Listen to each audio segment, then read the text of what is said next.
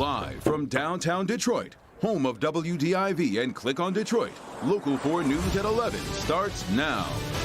2.5 weeks ago, a huge sinkhole opened up this intersection on the east side, and the city had plans to fix it immediately. So, did they? Well, here's a hint. An Oakland County teacher's bathroom break during a virtual class now has one of her students under investigation. The president addresses the nation in prime time tonight, making promises on vaccines, asking Americans to do their part, and looking toward the 4th of July as a milestone. If we do this together, by July the 4th, there's a good chance you, your families and friends will be able to get together. 1 year after the COVID-19 pandemic officially began, President Biden with a 25-minute address tonight on getting the country back open. To make that a reality, the president announced a directive from the federal government for states to make all adults eligible to receive a vaccine by May 1st. Our Mara McDonald, live downtown. Mara, to be clear, eligible does not mean all adults will have a vaccine by May 1st. Devin, exactly what the president clarified in his comments was, yes, everybody 18 and up eligible by May 1st. And eligible doesn't mean you have a shot in your arm. Eligible means you're in line to get the vaccine. But I need you, the American people. I need you. I need every American to do their part. And that's not hyperbole. I need you. I need you to get vaccinated when it's your turn and when you can find an opportunity. The president making it clear the country's recovery from this pandemic is dependent on people getting vaccinated. The only way to get our lives back, to get our economy back on track, is to beat the virus. And in order to speed the process along, not only has the federal government bought tens of millions more doses of vaccine, it will be launching a website to streamline the ability to find a vaccine near you. As anybody who has tried to get appointments for older loved ones knows, so far it has been a roll of the dice. Along with the vaccination push, the president says opening all K-8 schools in the next 50 days is a top priority. And if we keep up the distancing, mask wearing, and ramp up vaccines. If we do our part, if we do this together, by July the 4th, there's a good chance you, your families and friends will be able to get together in your backyard or in your neighborhood and have a cookout and a barbecue and celebrate Independence Day. Back here live, the president making clear small gatherings. He's not talking about huge sporting event kind of gatherings. Also, he says be on the lookout for new guidance from the CDC about the do's and don'ts once you are vaccinated. We're live downtown tonight. Mara McDonald, Local 4.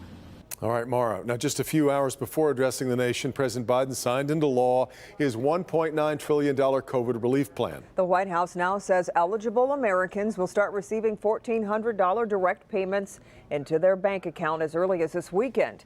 Also in the bill, some much needed help for restaurants. Any restaurant whose revenue fell in 2020 is eligible for a piece of the $28 billion in grants.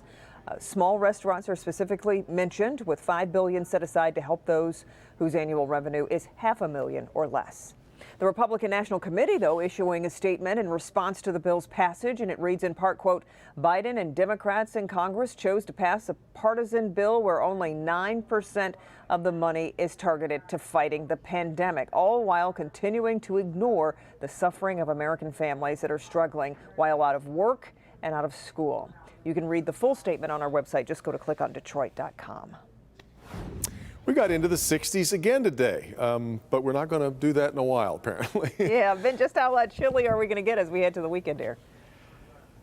Well, I'll give you a hint, guys. Tomorrow's high in the mid-50s. That's the warmest number in our entire forecast. So it's all downhill from there, unfortunately. Let's take a look at where we sit right now. Remember, we got close to another record this afternoon. We actually hit 70 at Metro Airport. Current temperatures already are in the mid to upper 40s, and we still have a ways to go. In fact, it's close to the 30s out there in Jackson. Current numbers are 15 to 20 degrees colder than they were this time last night, but we will be seeing a change where northwest flow starts to kick in over the next couple days. That's going to drop temperatures, and by the time we get into tomorrow night, that is going to be a dramatic switch in temperatures. Your 4-zone forecast are lows for Saturday night. We're going to be looking at mid-20s in the metro zone, probably the same numbers if you are in the south zone, barely holding on to 20 in parts of the west zone. And there may even be some teens for lows if you are north of M59. Again, that's tomorrow night going into Saturday morning. Guys, that's how we start the weekend. We'll see how we finish it and look at our next chance of rain coming up. All right, Ben, we'll talk to you in a few minutes. Macomb County Prosecutor Pete Lucido says he's going to investigate COVID deaths in nursing homes. He's asking families who lost a loved one to make a police report. Lucido says Governor Whitmer could face charges over her policy to place COVID-positive patients in the same facilities with non-COVID patients. Lucido says his office is already looking into 2 complaints. It may be that there is a rational, justifiable, lawful explanation for what was alleged to have occurred, but with the primary concern being on the welfare of our most vulnerable and elderly, these questions must be allowed. They must be allowed to be asked and answered by competent authority. Governor's office responded by saying it stands by its policy and says it believes Lucido's investigation is politically motivated. Tonight, a high school teacher's bathroom break during a virtual class is under investigation. Sources tell Local 4 a Walled Lake Central teacher brought her computer to the bathroom during a break, not knowing her camera was on. We're told a student shared that video on Snapchat. The Oakland County Sheriff's Department is investigating. The district sent a letter to parents saying it does not tolerate students' inappropriate use of technology. When we called the city of Detroit to report a sinkhole that had gone unattended for at least 12 hours in an East Side neighborhood last month, it appeared things were being handled quickly. But as Jason Colthorpe found out tonight, the intersection just off the Davison is still in pretty bad shape. When we told you about this massive sinkhole that opened up here at the intersection of Goddard and Deering on the east side, the city said it would be out the next morning and start work.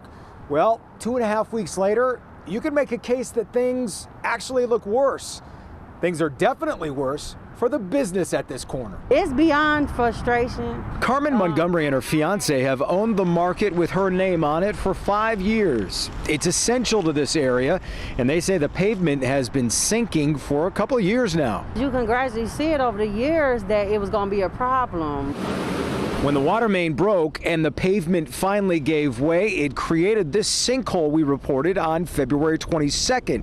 And for going on 3 weeks now, Carmen's storefront hasn't been very welcoming. But 1% of folks that did come in there because of the pandemic, we will have none. The water main was fixed on the 23rd, but the Water and Sewerage Department tells me the break caused a crack in the storm pipe, which is more complicated, and that won't be fixed until next week. Oh, we're the forgotten people in this neighborhood. We're the forgotten.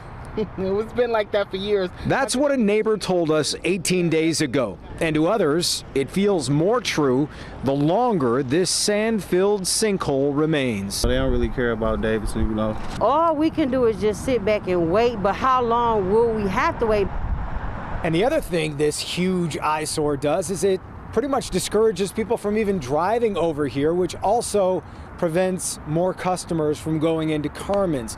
And the ones that do drive this way are going up on curbs and over property to make the turns. Certainly not safe until this gets fixed. On the east side tonight, Jason Colthorpe, Local 4. Okay, Jason. The impact of a global semiconductor shortage is now forcing a Michigan GM plant to close. GM's Lansing Grand River plant is stopping production starting Monday. The plant will be closed at least through the end of the month. Most employees should get about 75% of their pay thanks to their labor agreement. The shortage has already forced GM to stop production at 3 other plants. Still ahead, it's something common between family members and friends, but not for long. Yeah, what Netflix is doing to crack down on password sharing coming up. Hey, come over here! Come over here, come on! An officer risks his life to save a family from a burning home. The dramatic rescue coming up. But first, the pandemic separated a Macomb County man from his wife of 60 years. How 1 year later he is still determined to see her every single day. Remarkable story next.